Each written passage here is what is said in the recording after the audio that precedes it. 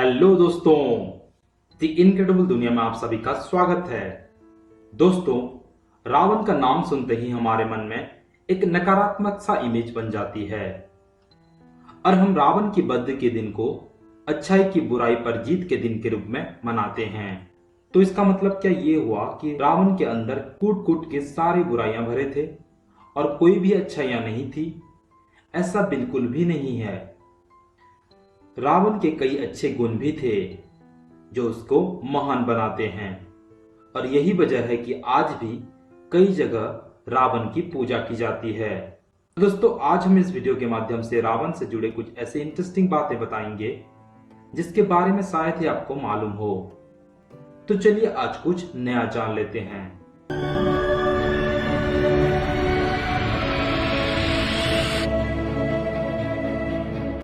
Subscribe now and press the bell icon.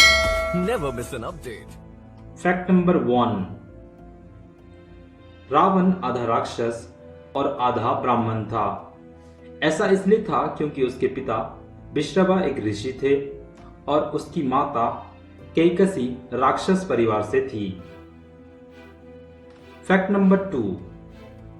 आप जिस नाम से रावण को जानते हैं वह उसकी असली नाम नहीं था।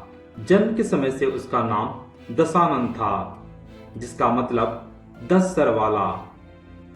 एक बार जब रावण अहंकार में कैलाश पर्वत को अपनी जगह से हटाने का प्रयास कर रहा था, तब भगवान शिव ने अपने ही पैर से कैलाश को दबा दिया। इस वजह से रावण के दोनों हाथ कुचल गए। लहूलुहान अवस्था में रावण जोर से चिल्लाने लगा। तभी से उसे रावण नाम से जाना जाने लगा। रावण का अर्थ होता है जोर से चिल्लाने वाला। Fact number 3। रावण शासन, कला और राजनीति में माहिर था। जब श्री राम के वार के बाद रावण घायल अवस्था में था और अपनी आखिरी सांसें गिन रहा था, तभी श्री राम ने लक्ष्मण को उसके पास जाकर शासन, कला और कूटनीति का ज्ञान प्राप्त करने के लिए भेजा था। Fact number 4। रावण का पुष्पक विमान सोने का बना था।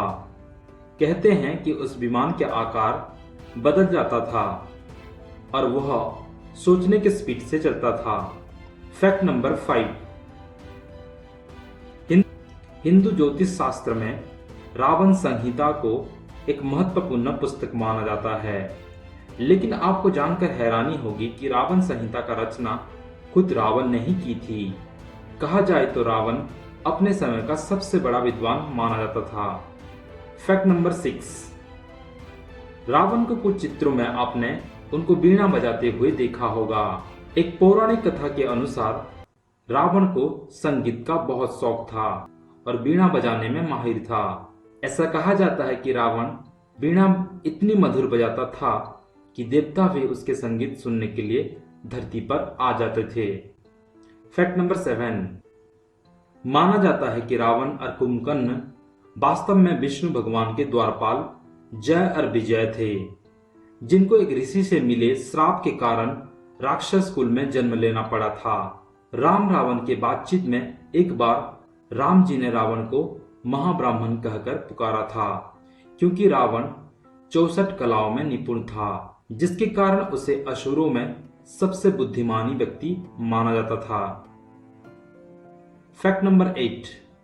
हम हमेशा से पढ़ते हैं कि रावण ने सीता का हरण किया था, जबकि जैन ग्रंथ के रामायण के अनुसार रावण सीता का पिता था, जो कि हिंदू धर्म के लोगों को बहुत अजीब बात लगती है। Fact number 9।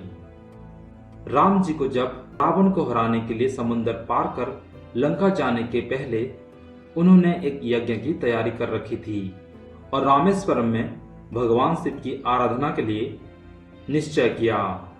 तो इस यज्ञ के लिए उनको एक विद्वान पंडित की आवश्यकता थी। उन्हें जानकारी मिली कि रावण खुद एक बड़ा विद्वान है। राम जी ने रावण को यज्ञ के लिए न्योता भेजा और रावण ने शिव जी का यज्ञ के लिए मना नहीं कर सकता था, क्योंकि वह शिव का परम भक्त था। रावण रामेश्वरम पहुंचा और उसने यज्ञ पूरा किया। इतना ही नहीं, जब यज्ञ पूरा हुआ तब राम जी ने रावण से उसको हराने के लिए आशीर्वाद भी मांगे और जवाब में रावण ने तथास्तु कहा था। Fact number 10। दक्षिण भारत और दक्षिण पूर्वी एशिया के कई हिस्सों में रावण की पूजा की जाती है। कानपुर में कैलाश मंदिर में साल में एक बार दशहरे के दिन खुलता है, जहां पर रावण की पूजा होती है। इसके अलावा रावण को आंध्र प्रदेश और राजस्थान के भी कई हिस्सों में पूजा की जाती है। तो दोस्तों, उम्मीद है कि इस वीडियो में आपको रावण की जिंदगी से जुड़े कई पहलुओं को समझने में मदद जरूर मिली होगी। दोस्तों, वैसे तो सभी तथ्य अलग अलग पौराणिक स्रोतों से लिए गए हैं, जिसमें त्रुटि की संभावनाओं को इनकार नहीं किया जा सकता। तो आपको अगर रावण से जुड़े ये इंटरेस्टिंग बातें पसंद आए तो एक लाइक और अपने दोस्तों में शेयर जरूर कीजिएगा। और रावण के व्यक्तित्व को लेकर आपका क्या राय है कमेंट बॉक्स में जरूर बताइएगा। वीडियो अंत तक देखने के लिए धन्यवाद।